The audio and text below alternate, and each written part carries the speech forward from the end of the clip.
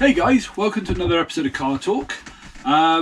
We've been racking our brains for an idea for this one, and we've got a couple that we're going to do at some point. And as we're going through the list, we both had one that made us both go, "Oh, that'd be awesome to do." And this is hell yeah, it's retro cars or older cars that you don't see so much anymore that remind you of being a kid.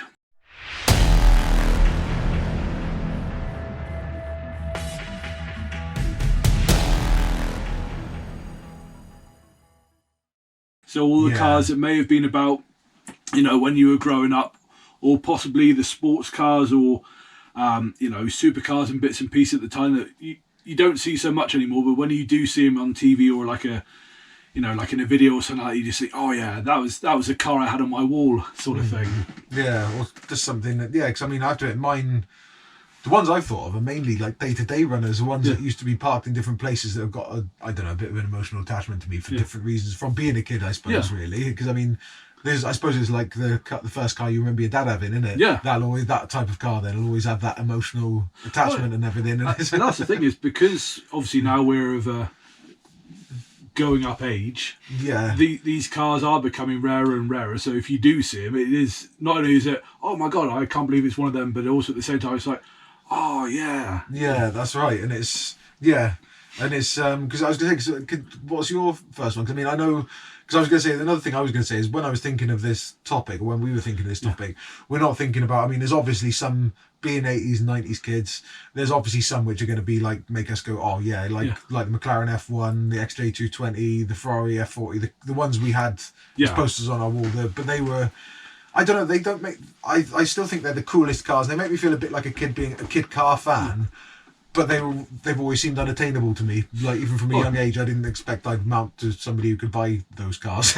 And also, they were, where we grew up, there weren't any about either. So it wasn't like you were going to be walking down the high street and one of them would go past kind of thing. Yeah, we didn't grow up in Monaco or Milan. No. Or even in a big city where there was a possibility of possibly seeing one. But, they're the ones that if you saw them in like a car museum or something like that, you would definitely go to that over something else, wouldn't you, to go and have a look? That's it. I have done. I went to the Haynes Museum a while back, I'd recommend that as a good place to go. And they had an XJ220 there, and I went and had a look. And because it was the car, again, showing on my age, I remember when we had the Segas, I had the Sega Mega CD and Mega Drive, and I had Jaguar XJ220 racing on there because that was my favourite car for a very long time when I was a kid, because it was the world's fastest car. Why wouldn't that be your favourite? Yeah. And it was British, the same as us, which is even like cooler. But it's again, like I said, it makes you feel like a kid a little bit, but like I say, I was thinking more along the lines of the working class hero, Well, I had one a while back. I had to go for physio on my shoulder. And on the way down to where it was, there was a Mark 1 Mondeo. Oh, wicked. And my parents had a Mark 1 Mondeo when I was growing up. And I remember being dropped off to school in it. And it is another one of those ones where you just don't see them anymore, the Mark 1s and the Mark 2s. And I was like, oh, no way, look at that. That's cool. That takes me back. Funny enough, I actually saw one the other day in Facebook Marketplace for sale. No way. It was a really immaculate one as well. I was like, wow. I haven't seen one of them in ages. And it's... Yeah, and that's a completely run-of-the-mill... I don't even know what spec it was. It may have been a gear, it may have been an L kind of thing, but just seeing that just took me back completely, and I was just like, yeah, that's awesome. That's it. Funny enough, you said I remember my Auntie San and her husband at the time when I was a kid, Andy had a Mondeo because he was a big Ford fan. Because I remember he had a Sierra Sapphire before that. And but I remember he upgraded that to a Mondeo Mark 1 when they came out. I remember it was like the bright red, the colour that would normally fade to a pink on a Vauxhall sort of colour. But yeah, so it's one of those cars that you probably did see if you grew up in the 90s, you would have seen them on every corner really. I imagine it probably would have been every third car at one point. Yeah, definitely. They were everywhere, and they were good cars as well. But it was exactly. But that's the kind of car I was on about when I was saying about the working class heroes. Because the one for me, which I suppose it's a sports car really, but is and it always makes me just go, wow, look at that, and I will walk towards one in a car show, walking past other great cars to go and have a look, and that is staying on the Ford theme, but it's the Ford Capri. Oh, no way, yeah. And an original one, and one of my unpopular car opinions is my favourite Capri, well, actually, it's joint favourites is Mark 1 and Mark 3. Yeah. They were my joint favourites. I love the vents in the side of the Mark 1, but the Mark 3 is the one I've got the more well, to be fair, feeling for. They were still not necessarily being made, but they were still available and quite new when we were growing up, weren't they? Yeah, they were quite current models back then. And the thing is, I had 3 uncles that all had them, and I remember we had friends of the family that had them, as well as escorts and things like that. But they were one of the cool Fords that everyone wanted. And I mean, me being a big muscle car fan, I've always said to this day, it's the closest thing we've had to British muscle. I mean, which is silly, really, because it never came with a V8 option in this country. However, all the Rovers did. So I would have said, by spec wise, I'd have said Rovers were the most closest to a muscle car because they had more muscle to them. But the Capri just looked like a muscle car. It had the fastback, as you call it, and it had the big, this long bonnet. When it had, if you had the 2.8 special or the 3 litre, it had the big bonnet cowling on it, and they were just really cool, and they did look like a muscle car, like a sports car sort of side of thing you'd have. Whereas the Rovers, they had the muscle behind them, but they were. They didn't have the looks, did they? Yeah, they were family saloons and hatchbacks, weren't they? Well, I think, to be fair, the Capri was, in some ways, trying to be like the European answer to the Mustang, in a way. It was the kind of trying to make a Ford muscle car for the European market. Well, I'm sure that I've read somewhere that the person who designed the Mustang designed the Capri as well. Oh, that makes sense. That's where a lot of the styling cues came from. And originally, they were looking into making a V8 model, but it never happened for our country, unfortunately, which... I don't know why the British like to water down the big engine stuff. And it's you could get V6 ones. Yeah, you could get a 3 litre V6 with a carburettor, a 3 litre Essex engine, and then they later did an injection model, which is a 2.8 special, they called it, which was the injection model. I mean, great cars, but they were just I don't know why they just didn't do a V8 one. Yeah, because I do wonder. If anybody out there knows, let me know. I say I've got a sneaky feeling it might have happened, but I don't know for sure.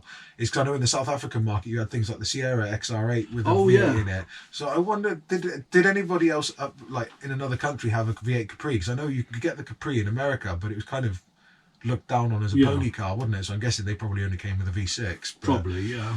But yeah, if anybody knows of a V8 Capri that wasn't sort of retrofitted after, a manufacturer's specific V8 model, let us know. Well, another one for me is going on the Rover thing as well is back when we were kids, they were always the uncool cars, but a lot of the British Leyland and all the manufacturers that were based around that, like Morris and Austin and but seeing their cars now, if you ever get to see one, because one, as much as anything, they're still fairly uncool cars. If you see like an Allegro or a Princess or something like that, you're not looking at it going, oh my god, that's got cooler over time.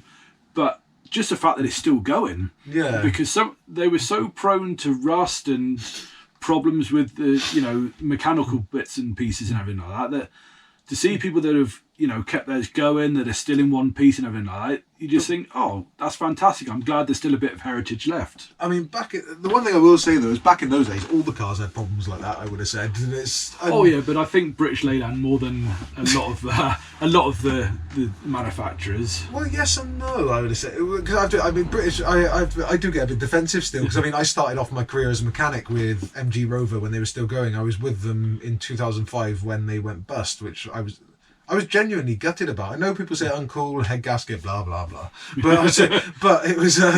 But yeah, I was genuinely gutted when they went under, and it was because I was proud to be an MG Rover mechanic because it was the last British car maker until they were bought out by Japanese companies or Chinese companies and everything. But they did have quite a rich heritage with the older cars and things. But I mean, I remember some of the guys I work with. I mean, the older guys when I was an apprentice still remember the cars from the 70s and 60s and 80s and things like that. I mean, I remember one chap, his dad had a mechanic garage and a dealership, and he was a Subaru dealer in the 80s, and everyone loves a Scooby now and the Imprezas, things like that. But this was back in the old like pickup truck style era, earlier than that.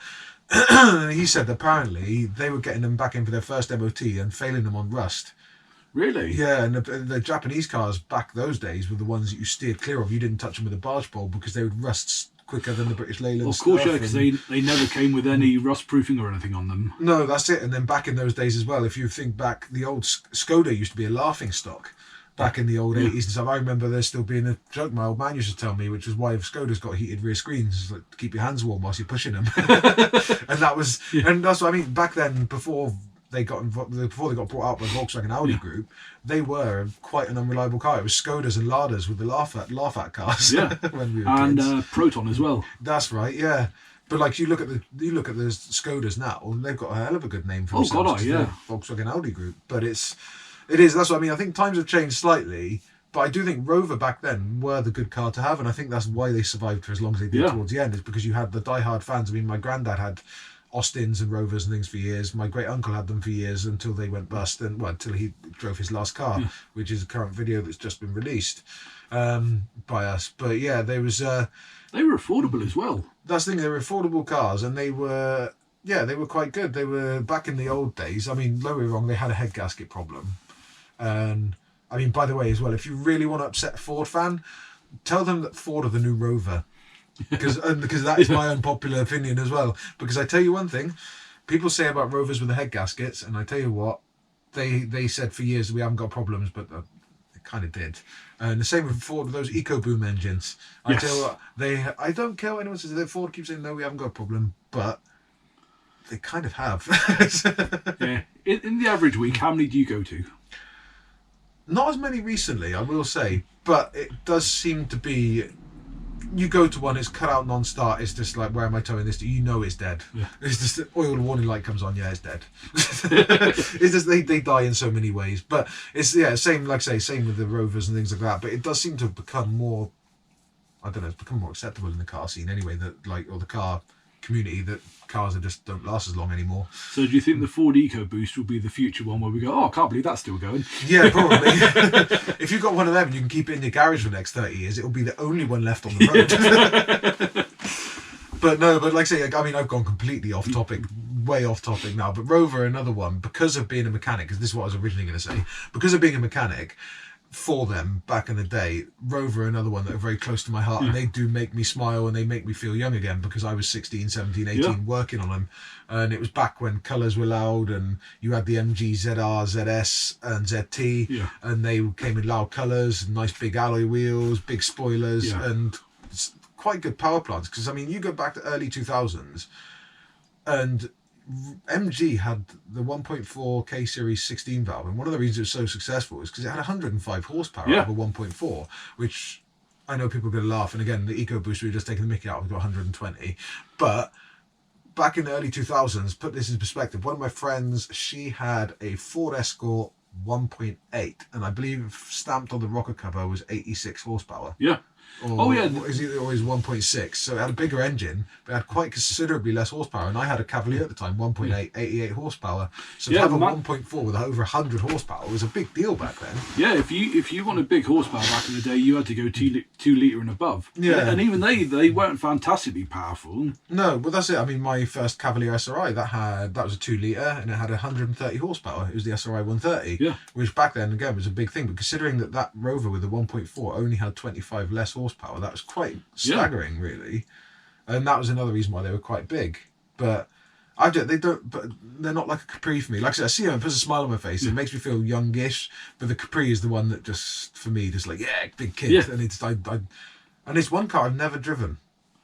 I'd love to go. Neither have I. Yeah, I've got loads of memories in passenger seats of them, but I've actually, tell a lie, I drove one that I almost swapped my first Cavalier for. Yeah. But it was just around the block, and it was a 1.6, and it. Yeah. Well, another one for me is older Transits, because my dad always used them for his gardening business.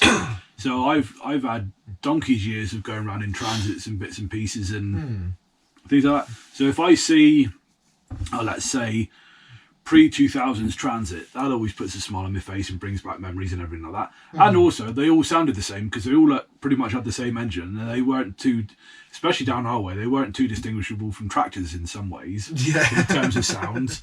So, like, even just the noise of them brings back memories. But I mean, the Transit is an institution in this country. They're everywhere. And I mean, they still are to this day. They're still one of the most popular vans in this country. And I mean, it all goes back through that heritage to the Smileys and the pre-Smileys and the Mark IIs, the big bonnets, and they were good vans. If you didn't, like I said, and again to this day, even to some of the, I don't know what the newest ones are like because I've not seen that many rusted out. But like up until fairly recently, other than the rust and rot, the transits were bomb-proof. Yeah, and that's another thing is going back to like childhood and everything like that. You don't see cars rusting like they used to anymore. Not so much, no. And I mean, I think it's because they blow up. They're too expensive to fix before they get a chance to rust these days. But even still, there were certain cars that you knew when you were a kid.